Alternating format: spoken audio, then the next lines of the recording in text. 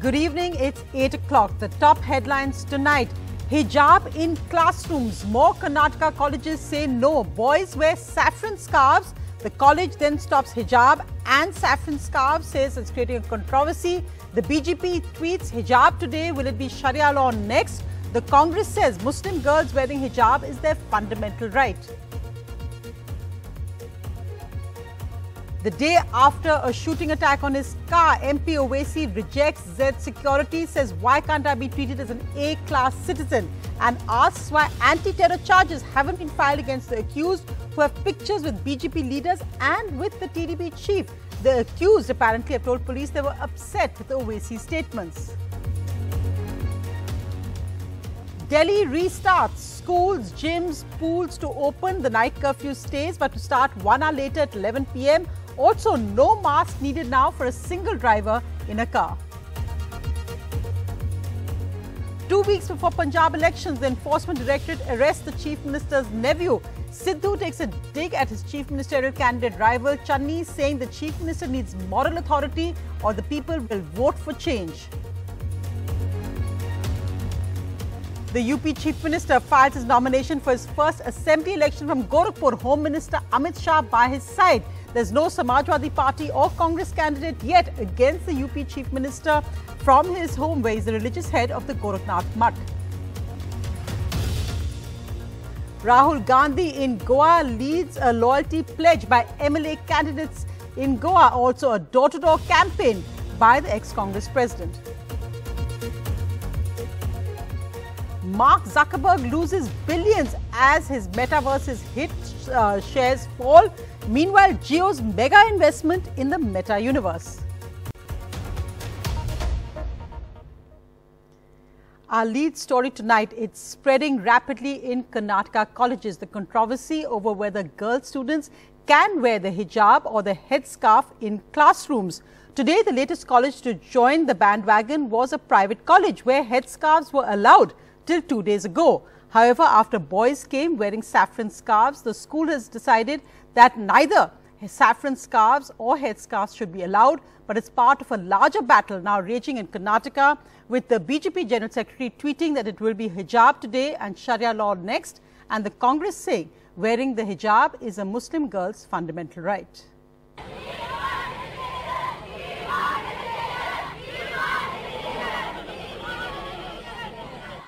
About 40 women students missing classes for the second day at Udupi's private Bhandarkar's Arts and Science College in Karnataka.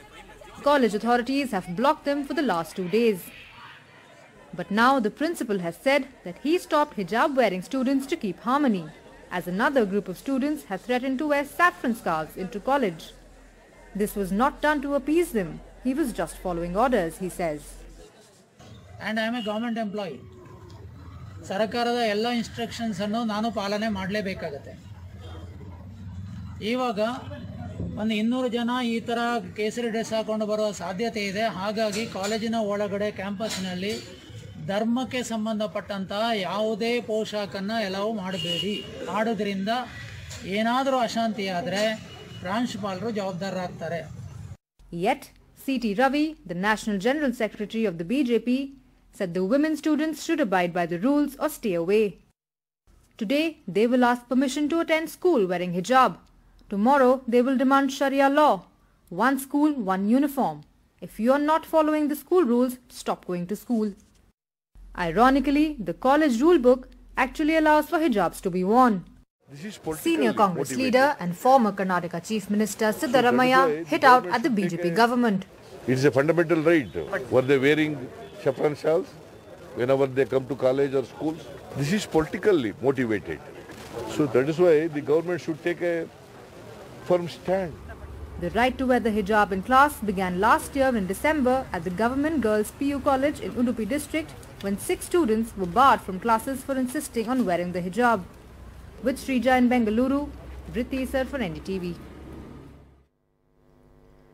And today, Hyderabad MP Asaduddin Owaisi has rejected Z security offered by the centre a day after his car was shot at near Hapur when he's returning from campaigning in West UP. In a strong speech in Parliament today, Mr. Owaisi said, "I don't want Z security. I wanted to be treated as an A-class citizen like all of you." He also asked, why is it that charges haven't been filed against the tough anti-terror law against the two men accused of the shooting? Meanwhile, there's controversy as it's emerged that one of the men accused of firing those shots actually has pictures with BJP leaders and with the TDP leader Chandrababu Naidu on his Facebook page and pronounces himself as a Deshbhakt Hindu. Clear visuals of gunshots being fired at the car of AIMIM chief and Hyderabad MP Asaduddin Owaisi at a toll plaza in western UP's Hapur while he was returning to Delhi from an election campaign event in Meerut. Today, the government announced Z category security cover to Owaisi, which he furiously rejected in Parliament. मैं नहीं लूंगा security, मैं Z category नहीं चाहता हूं security, मुझे A category का शहरी बनाइए आप, मुझे A कैटेगरी का शहरी बनाइए ताकि मेरी और आपकी जिंदगी बराबर हो। माननीय गृह मंत्री जी सोमवार को, आज वो दिल्ली में नहीं है, सोमवार को इस विषय में विस्तार से सदन को अवगत कराएं। The bigger question, however, now is the two men's political affiliations. The men arrested, Sachin and Shubham, apparently told police they were upset with public statements made by Owaisi. Sachin, who is from Noida and claims to have a law degree, has many pictures on his Facebook page of him with various political leaders like UP Deputy Chief Minister and TDP Chief Chandrababu Naidu. On Facebook, he calls himself Deshbhakt Sachin Hindu and has an attempt to murder case registered against him earlier. Shubham is from Saharanpur in UP and says he's a farmer. He's only studied till class 10. इस घटना पर police द्वारा तत्परता से कार्रवाई करते हुए एक अभियुक्त सचिन को गिरफ्तार कर लिया तथा थोड़े अंतराल के बाद दूसरे अभियुक्त शुभम को भी गिरफ्तार करके उनके पास से अवैध असला एवं घटना में प्रयुक्त ऑल्टो कार को भी बरामद कर लिया गया है। प्रारंभिक पूछताछ के दौरान अभियुक्त सचिन द्वारा बताया गया कि माननीय सांसद की पार्टी के पदाधिकारियों द्वारा दिए गए वक्तव्य से व्यथित होकर इस घटना को कारित किया है। घटना की छानबीन एवं साक्ष्य संकलन हेतु टीम का गठन कर दिया गया है एवं इसके कारणों की विस्तृत जांच की जा रही है। For the UP elections, AIMIM has launched a new front, Bhagidari Parivartan Morcha, including 4 other regional parties with a support base amongst Muslims, other backward classes and Dalits. The Morcha has said it will field candidates on all the assembly seats. Both the accused have now been sent for 14 days of judicial custody. The attack on Mr. Owaisi comes just a week ahead of the first phase polling in Uttar Pradesh and has raised a big question mark on the state of law and order, especially at a time when the increasing crime rate has been a major issue across parties throughout the election campaign. In Hapur, with Adnan and camera person Sushil Rathi, this is Sukirti Dwivedi for NDTV. And all focused really now on the elections, the first phase on the 10th, that's next week. And today, the Uttar Pradesh Chief Minister Yogi filed his nomination from Gorakhpur, where of course he has been a 5-term MP from Gorakhpur. So the BJP made sure that this election, his nomination is his first as an MLA candidate, was a show of strength with the Home Minister Amit Shah present for his nomination. Yogi Adityanath, Chief Minister of Uttar Pradesh and the head of Gorakhnath Mutt, filing his nomination papers on his home turf. In attendance, all the party bigwigs, Amit Shah, election in charge Dharmendra Pradhan and State Chief Swatantra Dev. Their main plank is law and order, while the opposition is targeting the Yogi government over lawlessness and unemployment. Adityanath ने उत्तर प्रदेश को माफियाओं से मुक्त कराने का काम किया। या तो वो जेल में है, या तो वो उत्तर प्रदेश के बाहर चला गया है, या तो सपा की विधानसभा सदस्यों की सूची में दिखाई पड़ता है। सिर्फ कुछ गिने चुने उद्योगपतियों को ये सक्षम बनाना चाहते हैं और जो तमाम छोटे कारोबार हैं, जो छोटे बिजनेस के लोग हैं, जो छोटे दुकानदार हैं, उनके लिए कुछ नहीं किया जा रहा है। 27-year-old Nagendra, a tea seller not far from Yogi's election meeting. Nagendra, a graduate who earned about 10,000 rupees per month till a year ago at a cloth shop. The lockdown shut that down. Now he makes about 250 rupees per day. 22 साल कपड़े की दुकान पे थे, आज देख लिए चाय बना रहे हैं, 250 रुपए हम काम कर रहे हैं, 10,000 तनख्वाह पाते थे। क्या खुश रहे हैं सरकार में? सरकार किसान और नौजवानों को एकदम दबलने का दमनात्मक तरीके से वंचित करने का दबाने का काम कर रहे हैं. In 2017, out of total 9 seats in Gorakhpur, BJP won 8 seats. Yogi is contesting the assembly for the first time, but has been MP 5 times from Gorakhpur. Till now, Samajwadi Party and Congress have not fielded any candidate against Yogi from Gorakhpur city seat. So far, Bhim Army Chief Chandrasekhar is the only main challenger on an Azad Samaj Party ticket. जो मुख्यमंत्री पीड़ितों के दुख दर्द ना बांट पाए, वो भी ये कहें कि मैं सच्चा हूं या मैं अच्छा हूं, जनता जवाब देने के लिए बैठी है. This temple decides that who will be the MLA from this seat. We don't see a huge challenge for Yogi Adityanath from this seat. But on the other 8 seats of Gorakhpur, Yogi Adityanath has to work really hard to win because Samajwadi Party is giving strong opposition to Yogi. In Gorakhpur with Rajesh Gupta and Salim Saurabh Shukla for NDTV.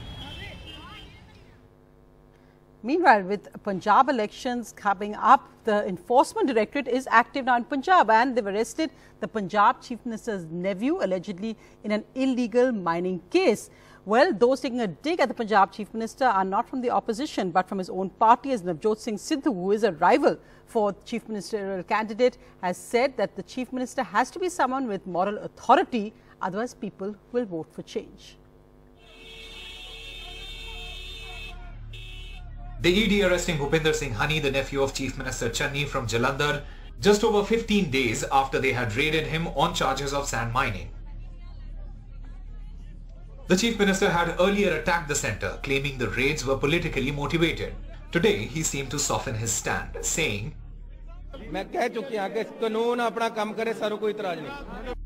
according to the ED, the case goes back to a case of illegal sand mining registered by police in Nawashahar in 2018. The ED claims they have evidence that Channi's nephew Hani and his friend were directors in companies which are accused in the case Kudrat Deep Singh used to launder money made by illegal sand mining.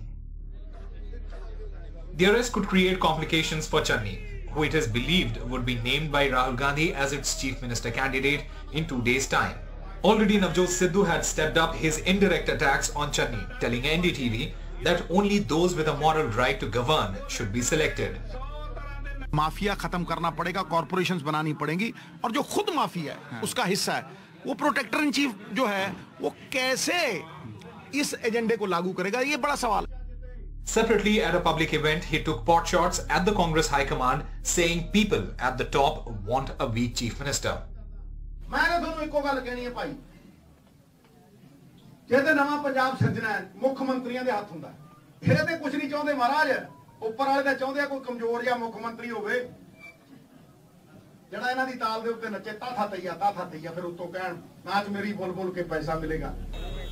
The opposition mounting its attack on Chief Minister Channi, holding protests outside the ED office in Jalandhar. Captain Amrinder, the BJP's Punjab ally, denied that the raids are political vendetta. That's got nothing to do with it. Dekho, investigation is investigation. If the investigating officer feels that somebody is corrupt or somebody has done some gadbad, it's his job to do it. Why are you blaming parties? Just weeks before Punjab polls, the Enforcement Directorate has arrested the nephew of Punjab Chief Minister Charanjit Singh Channi under money laundering charges in a 4-year-old illegal sand mining case. Now, at a time when Congress is going to pick its CM face within 2 days, will this arrest have any bearing on that? In Chandigarh, Mohammad Ghazali for NDTV. And well, moving to Goa, where Rahul Gandhi began his door-to-door campaign in the state. However, also he led the MLA candidates of the Congress in a loyalty pledge. With Rahul Gandhi in attendance, all 37 candidates of the Congress and 3 candidates of the Goa Forward Party gathered at the International Centre in Donapaula to sign affidavits that they will remain loyal to the Congress party. If they defect, they will be disqualified.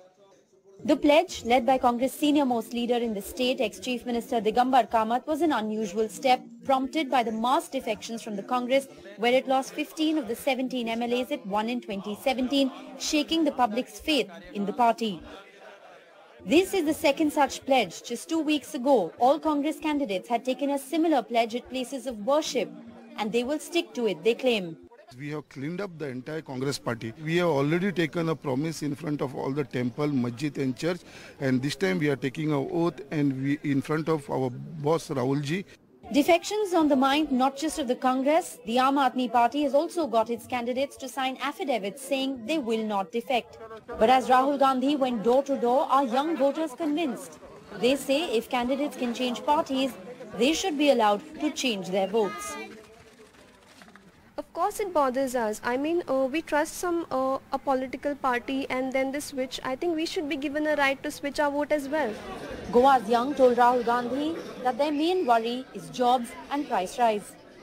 He asked me if the Congress government comes in Goa, so what you are thinking, like what should be done first, the first most important things.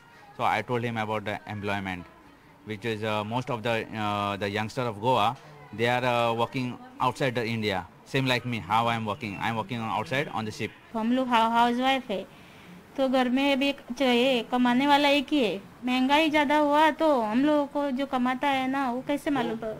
One man even sang a song for Rahul Gandhi.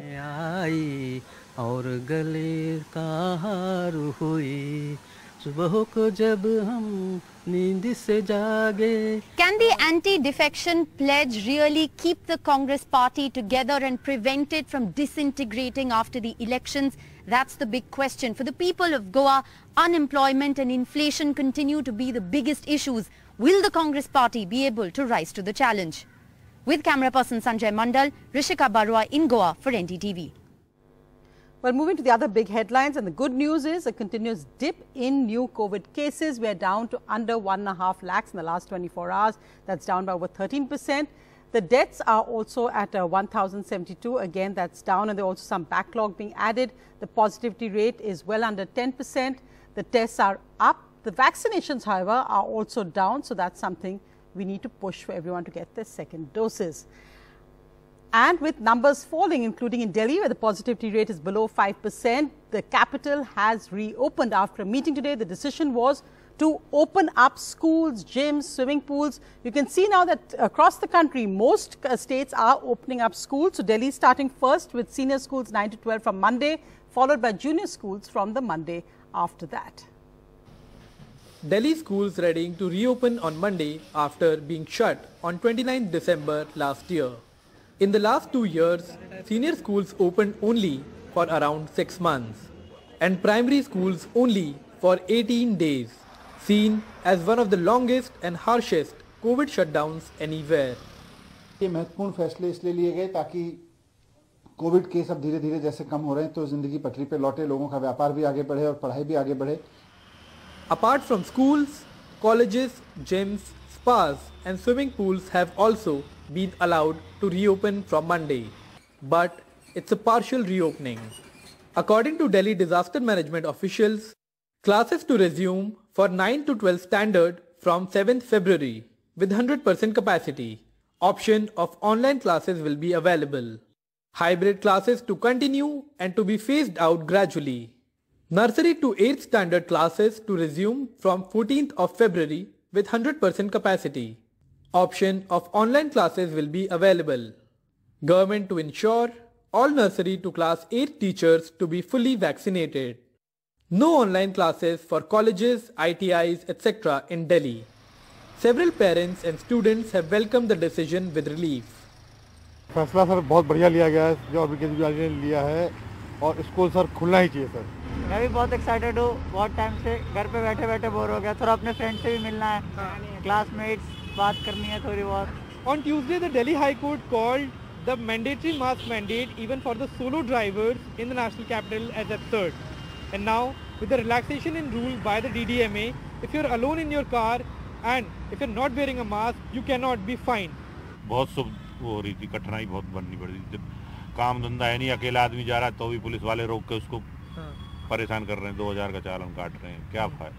Students will start returning to these classrooms as the number of COVID cases are falling down in the national capital and the Delhi government is easing restrictions along with reopening of businesses that have remained shut due to COVID-19.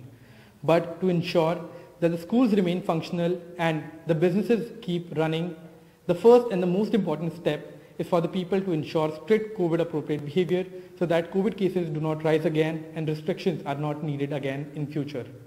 With camera person Mohammed Mursali, Namakshe Dongre for NDTV.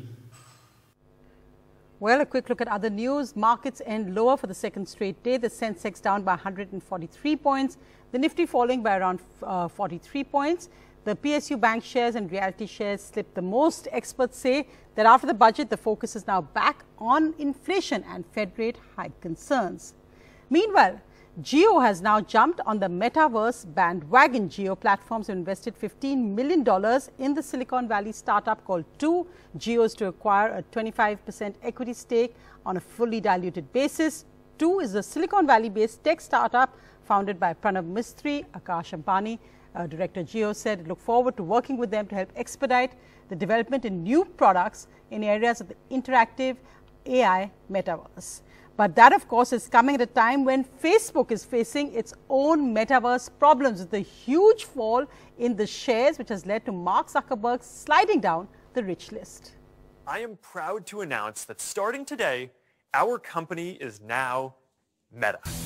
Mark Zuckerberg's big gamble on the metaverse has cost the company $10 billion. Another $10 billion lost in revenue thanks to Apple's privacy-setting change, which allows users to block apps like Facebook from tracking your clicks on the net. But the biggest blow came in the number of overall user base, from 1.93 billion to 1.929 billion. That may not seem much, but it's the first time a decline has happened, breaking an 18-year growth streak. The markets were unforgiving. Meta lost 26%, that's $251 billion, the biggest ever in stock market history. It pushed Mark Zuckerberg down to 12th position on the world's richest list from the 6th position. He lost $29.7 billion, leaving him with $84.8 billion. Meta wants that increasing competition from TikTok, Snapchat, as well as messaging services like Telegram and Slack has impacted growth and revenues. The firm is, however, doubling down on its investments in Instagram and particularly short-form video content through Reels. However, revenue generation remains challenging. Meta's growth is expected to be further stymied by stronger antitrust regulations and the Federal Trade Commission's calls for selling of assets. The FTC alleges that Meta holds an illegal monopoly by acquiring Instagram and WhatsApp. Rubina Mungia, NDTV.